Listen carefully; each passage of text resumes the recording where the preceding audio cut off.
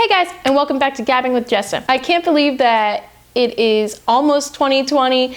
This is going to be my last video of 2019, and that makes me really excited because I'm really looking forward to 2020. Not only do I hope to be uploading more regularly, but there are a lot of movies that are coming out and a lot of books that I'm really interested in reading, and that is going to be the topic of today's video. So because we are almost in the year 2020, I'm going to be naming the 20 movies that I am most looking forward to watching and the 20 books that I am most looking forward to reading.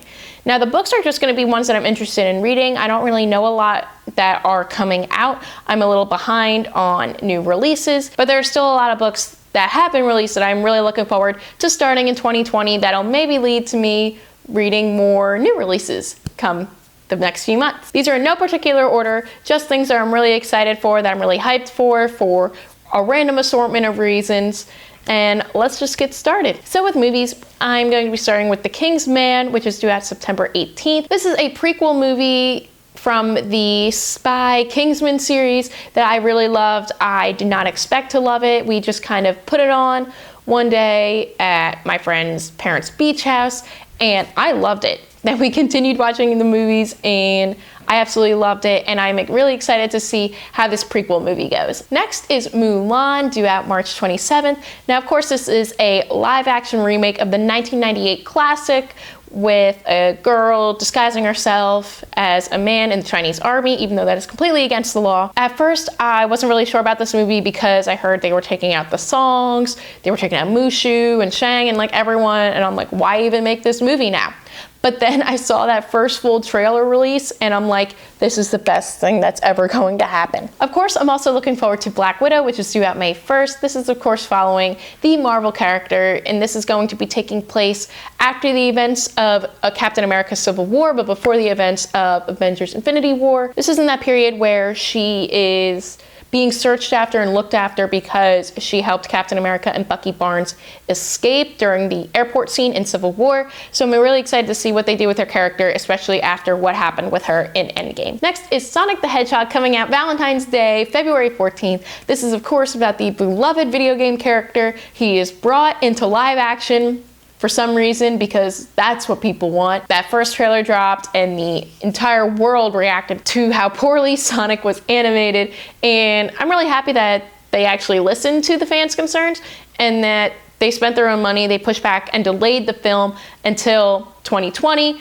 because it was supposed to come out this past November, I believe, and Sonic looks a lot better, I think. Next is Onward, which is due out March 6th. This is Pixar's one of their two movies that are coming out this year. This is starring Tom Holland and Chris Pratt in a fantasy world where these two brothers have this magic staff thing that allows them to bring their father back for a complete day. That sounds interesting and different, and it's had two great voices. Next is A Quiet Place Part 2, due out March 20th. Of course, this is the sequel to A Quiet Place, which came out in 2018. That movie was just so interesting to me. I felt like I wasn't allowed to eat my popcorn or drink or even breathe because everything was so silent the entire time. They had 5 to 10 minutes of actual dialogue in the movie.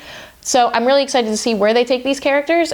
It seemed like they kind of ended on a really good note. So I want to see how the story goes and hope that it doesn't pull the original story down. Hopefully. Next is The New Mutants, due out on April 3rd. This is based on the X-Men franchise. It's technically part of their installments. It was with Fox. I believe it was supposed to come out in 2016 or 17 or 18 at some point, but it got pushed back a lot. It got delayed a lot. I don't even think this is technically an official release date from what I found, but I know that it stars Maisie Williams from Game of Thrones and Charlie Heaton from Stranger Things, so it sounds like it should be good, but I am really curious to see if this movie will be released and how it will compare to the other MCU movies, because this isn't an MCU movie, it is an X-Men movie, so I'm curious to see if Disney buying out Fox, if that had anything to do with pushing it back or maybe remaking it or something like that. Next is No Time to Die, due out April 8th. This is the 25th, I believe, installment of the James Bond franchise, so there's been a lot of these movies. This is Daniel Craig's final James Bond movie, I believe, as well, and I thought the trailer looked really interesting, and I'm curious to see where they go with this new topic. It seems like that 007 is more of a a company or a brand or like just like a title rather than an individual person. So I really want to see how they decide to take that. And it also stars Rami Malek, and I love him. After that, we have Legally Blonde 3 due out May 8th. Now, I think this isn't really like anything official. I believe this is a very temporary date of when it'll be coming out. There's not a whole lot that's known about this movie, except that it will be starring Reese Witherspoon as Elle Woods, of course, because you can't have a Legally Blonde movie without her. And I love the first two movies, so even if this one isn't that good, I'm still really excited to go see it. Next, we also have Barbie, which doesn't have an official release date. I know Margot Robbie is starring as Barbie, and there's been a lot of talk about it. It is rumored to be coming out this year. I couldn't find a release date for it yet, so it may be pushed to 2021 or maybe sometime later in the year, like November, December time. But I was a huge Barbie girl growing up. I absolutely loved Barbies, and so I'm definitely gonna be seeing this movie for the nostalgic part of me, just to bring back my childhood. Next, we have Wonder Woman 1984 coming out July 5th. I love the first Wonder Woman. I thought it was a really great movie. It was the first time I had seen a woman superhero movie starring a woman that was like her origin story. It got a lot of hype, a lot of positive reviews. The ending was meh, but I'm looking forward to the sequel, seeing how Gal Gadot goes as Wonder Woman again, and I thought that trailer looked cool. So after that, we have Soul coming out June 19th. This is the second movie that Pixar is going to be releasing. It is about a school piano teacher whose dream it is to just be on the big stage and playing jazz music. It's starring Jamie Foxx, Questlove, and David Diggs. I'm just excited to see what Pixar brings to the table in 2020. After that, we have Into the Heights coming out June 26th. Now, before Lin-Manuel Miranda gained fame from his Hamilton musical that just took the world by storm, he actually won a Tony for Best Musical for In the Heights. I'm not really sure what year, but now they're transferring it into a movie, which I'm really excited to see. I thought that trailer looked like so much fun. I love movie musicals. It's a little bit of my guilty pleasure. It is also starring Anthony Ramos, who was in the original Hamilton musical as John Lawrence, and Philip Hamilton, so I'm really excited to see him as a title role. I believe he's playing the character that Lin-Manuel Miranda played, because similar to Hamilton, he played the main guy after, you know, he wrote the play and the music and everything included in it. Next, we have Ghostbusters Afterlife coming out on July 10th. Now, this is going to be the third in the main Ghostbusters storyline. I believe Ghostbusters 2016 with the all-women Ghostbusters technically doesn't fall into like the same universe as the Bill Murray one, but this one is a continuation in the Bill Murray one, and it's starring Paul Rudd. You can't get any better than that. Next, I have The Eternals due out November 6th. This is another movie in the Phase 4 of the Marvel Cinematic Universe following Black Widow. This is going to be more of a galaxy starring, you know, galactic world instead of being here on Earth. So it's kind of going to be more like a Guardians, more like a Thor kind of vibe, which is something that the MCU really hasn't explored all that much, except between those two franchises. So I'm really curious to see how they're going to go about it. They have a really big cast with a lot of great stars. I don't really know how much people are looking forward to this. I hope that it'll be another Guardians situation where people are kind of iffy on Guardians of the Galaxy, but then it turned out to be a really big hit. Hopefully that goes like that, but it's definitely piqued my interest. Next, we have Jungle Cruise due out July 24th. This is starring Dwayne Johnson and Emily Blunt as a Disney park ride. I mean, Disney's done it before with Pirates of the Caribbean, turning that from a ride into a movie, and look, it became a super successful franchise. Will that happen with Jungle Cruise? Probably not. But you know what? I'm still excited for it. Next is a movie I did not expect to be coming out. It's not gonna be any good, but I am so excited for it, and that is Impractical Jokers, the movie. Yes, the Jokers, the stars of the True TV show, the only show that seems to ever be playing on True TV, are getting their own movie. After watching the trailer, I still can't really tell you what it's about, but it looks like fun. And I love the Jokers. So I'm excited for this. This is coming out February 21st. Now, this movie is the first on my list that is coming out the earliest, and that is going to be Like a Boss, due out January 10th. This has Tiffany Haddish and Rose Byrne as best friends who are trying to make their makeup company into like an empire. It looks so ridiculous. I mean, it has Tiffany Haddish in it. It's only going to be a lot of fun. And those trailers are funny. I'm sorry, they're funny. And so I can't wait for that movie. My second to last movie is going to be Scoob, coming out May 15th. Now this is going to be another Scooby-Doo movie. It's going to be a cartoon. The animation looks really interesting. It's not the typical Scooby-Doo animation that you're used to seeing on like Cartoon Network. And the trailer was really adorable. I'm really looking forward to it. They're still having the original voice of Scooby-Doo as Scooby-Doo, so I'm really excited for that. But then they're also getting some pretty big name stars, like Zac Efron is in it, I believe. He's playing Fred. Yes, I think that's what it is. And so you can't go wrong with that. And finally, the last movie on this list is My Spy, due out March 13th.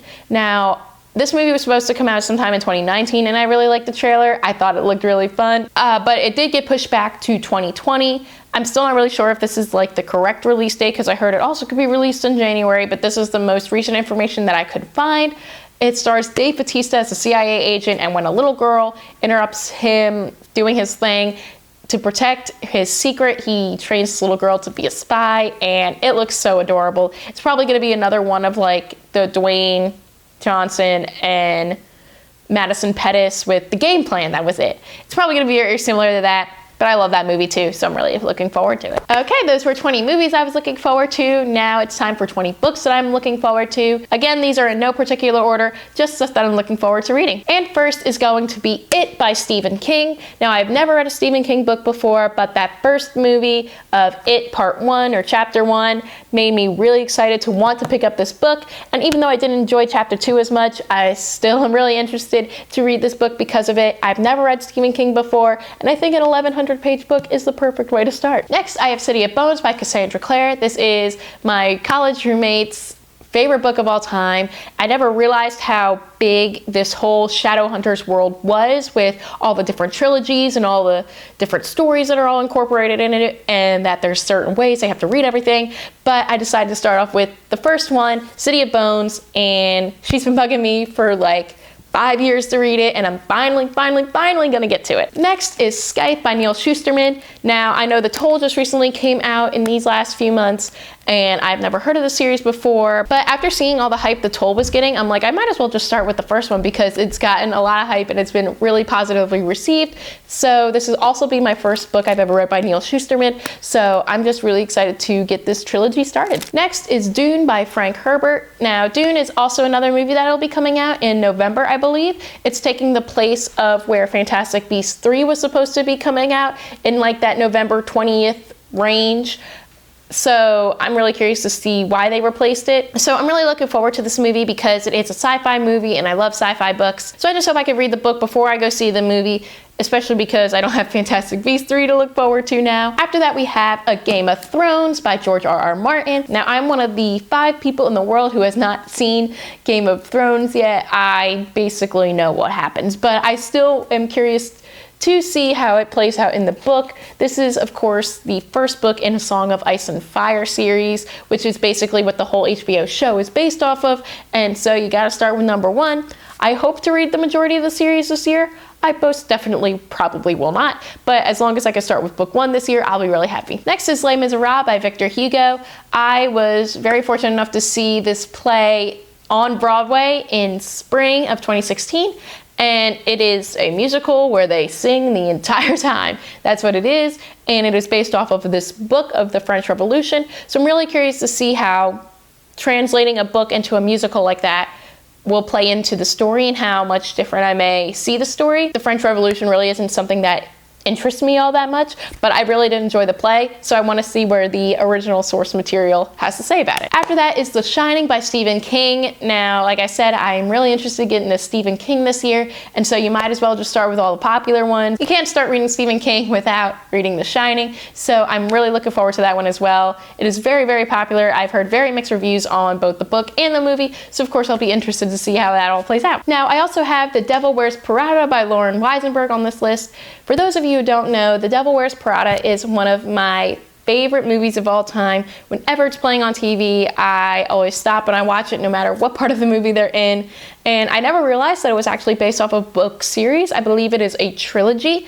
And so I'm really curious to see how they were able to translate the book material into the movie, and hope that the book is also as great as the movie, because I absolutely love that movie. Next, I have Ready Player One by Ernest Cline. Now, this was a very popular book that was translated into a movie in 2018. I still have yet to see the movie, but it was definitely something that interested me. I have heard many positive reviews of this book, not so much of the movie, but it's definitely something that I want to check out, and I might as well start it here in 2020. The next book, and the only new release for 2020 that I have on this list, is The Ballad of Snakes and Songworks by Suzanne Collins. This is a prequel to the Hunger Games series. This takes place 54 years before the first Hunger Games event.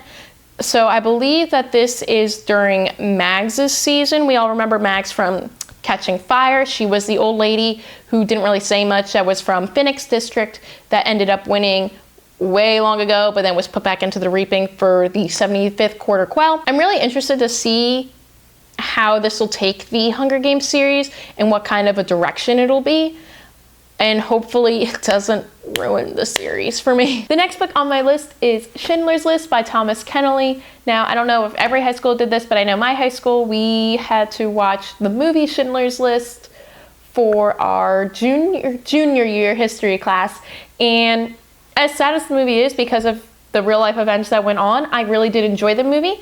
And this is another one where I didn't know that there was actually a book based off of it, or it was based off of a book.